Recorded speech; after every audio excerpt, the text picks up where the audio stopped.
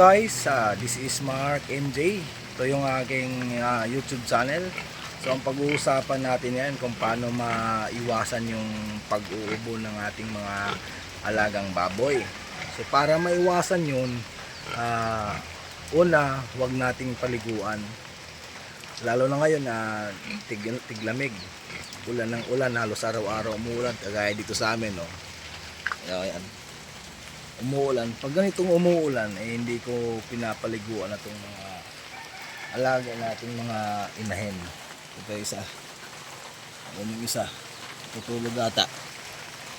So balik tayo sa usapan natin. So hindi namin pinapaliguan.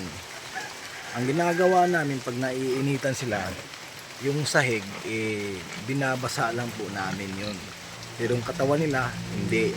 At madalas ko po silang pinapakain ng ng lagundi. So yung lagundi is protection para po pag medyo inubo sila, mabilis lang matanggal sa kanilang katawan kasi kumakain sila ng lagundi. At pinapakain ko rin ng aqua ni madre para yung mga lusay-lusay niya sa katawan, yung mga parang matitigas na natutunaw yun nawawala na, ilalabas na yun. So magiging malinis yung katawan niya, magiging healthy yung baboy natin.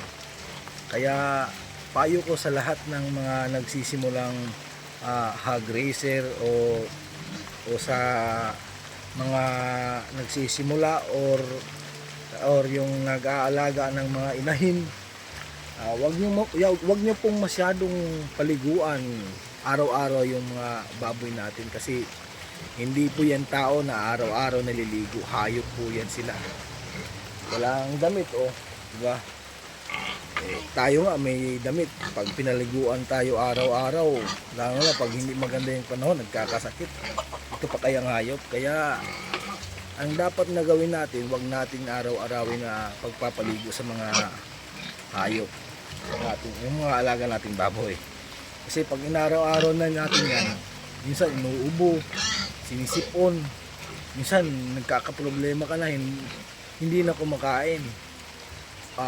Pwede niya silang paliguan, pero yung yung kunwari sa isang linggo, isang beses, 2 beses. Pero kung tiglamig na, yung sunod-sunod yung ulan, wag mo nang paliguan yung baboy kasi giniginaw na po yan sila. Ngayon, pag giniginaw sila, magkakasakit. Siyempre, malamig pa yung sahig, malamig pa yung panahon. Anong mayayari sa alaga nating baboy? Siyempre, magkakasakit yung mga yan. Dagdag problema, dagdag stress.